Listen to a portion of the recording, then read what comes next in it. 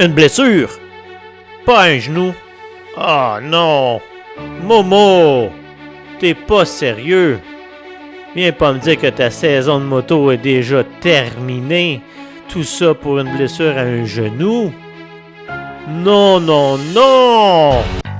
Salut les motards, c'est moi Momo. Je réalise un virage avec Blue, ma Pan America 1250 spéciale, la moto-aventure.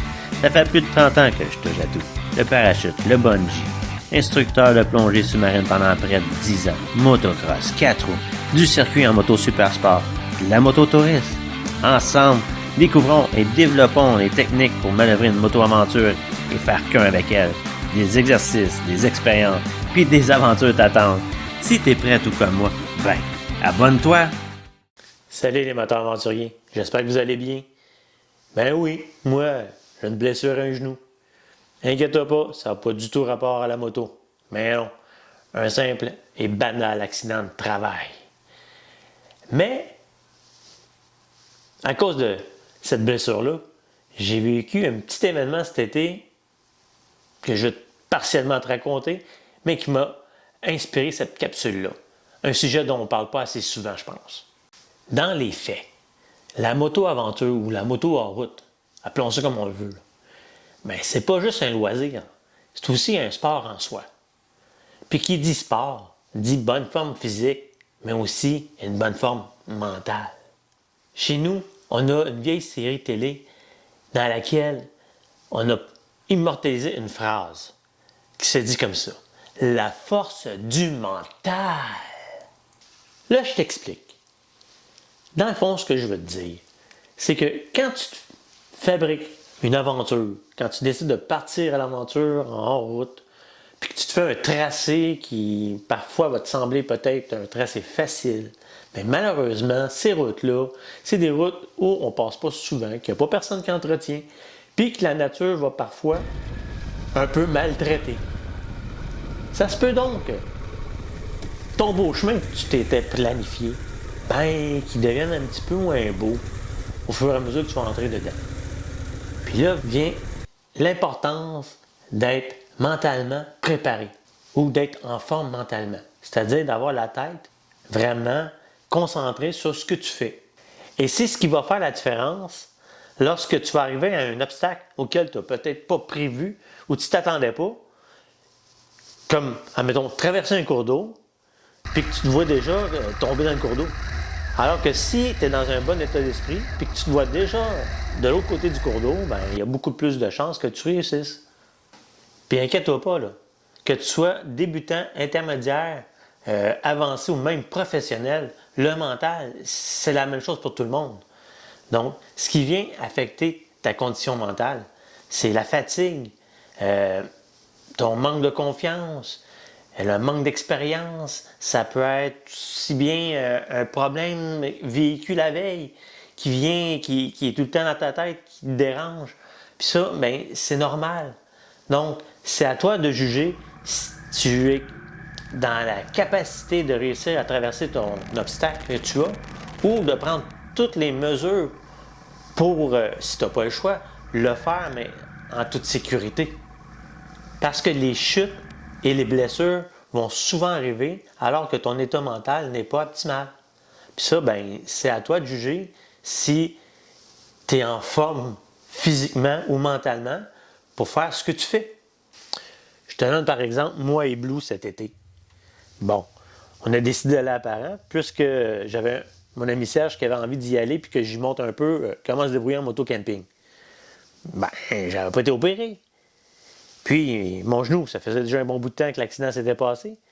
Donc, j'avais juste un léger inconfort, puis je me sentais bien pour le faire.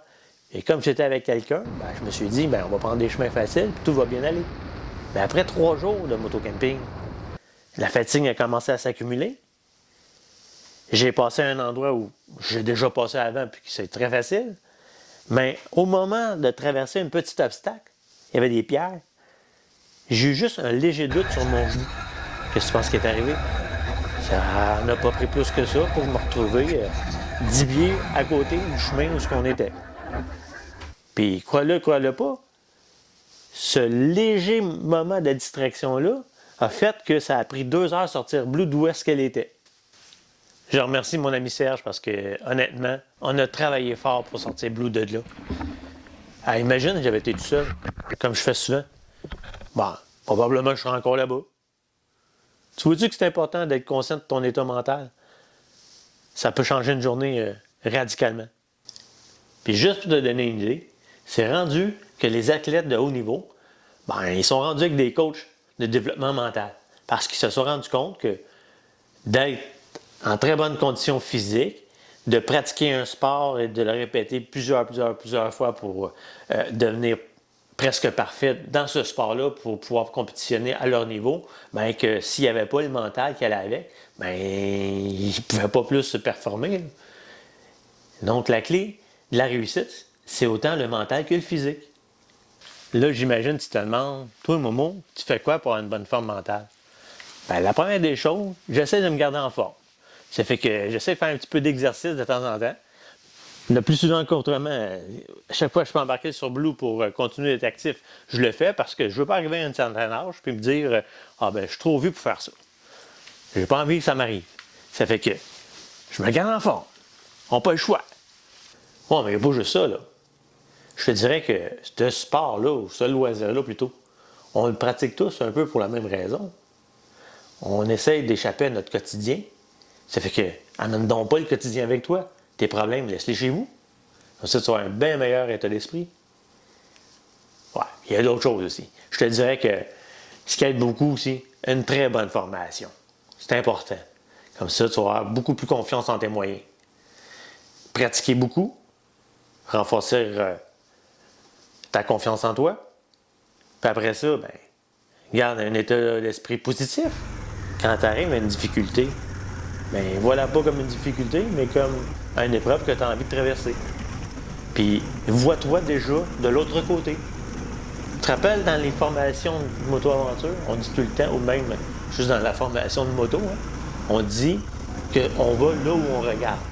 Fait que si tu visualises déjà en haut de la montée qui est difficile, tu risques d'être rendu en haut de la montée difficile quand tu auras terminé. C'est une façon de voir les choses, tout simplement. C'est un renforcement positif envers toi-même. Un petit bonus pour toi. Tu pars à l'aventure, tu sais que tu vas en arracher. Pourquoi tu ne trouves pas un binôme qui a envie de faire comme toi? Ça va être un très bon support moral. En plus, il va pouvoir t'aider si ça tourne mal, puis toi, tu vas pouvoir l'aider. Puis dis-toi qu'à deux, c'est toujours mieux. Au final, moi, je ne veux pas peut-être t'engager un coach en condition mentale. Je veux juste te sensibiliser sur le fait que c'est grâce à ton mental, c'est une bonne journée que tu arrives devant une difficulté, puis que tu te dises « Oh yes, enfin, une belle difficulté à traverser », ou non, tu te dises plutôt « Oh, non, pas aujourd'hui, c'est pas pour moi ça », puis que tu reviens d'abord.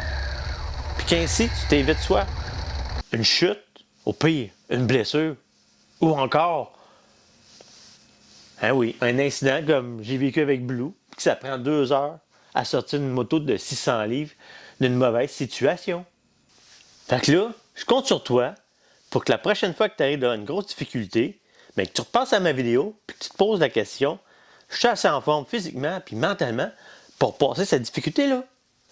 Parce qu'on se laisse bien trop impressionner sur YouTube puis sur Instagram par des professionnels de motocross puis de moto-enduro engagés par des compagnies pour te faire croire que des machines comme ça, peuvent passer n'importe où facilement. Tout ça pour faire vendre des motos. Puis inquiète-toi pas, ma saison moto n'est pas terminée.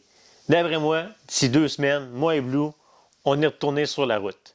Ça fait que d'ici là, je te dis, rappelle-toi que la vie est trop courte de t'ennuyer. Sors donc rider. Bye bye!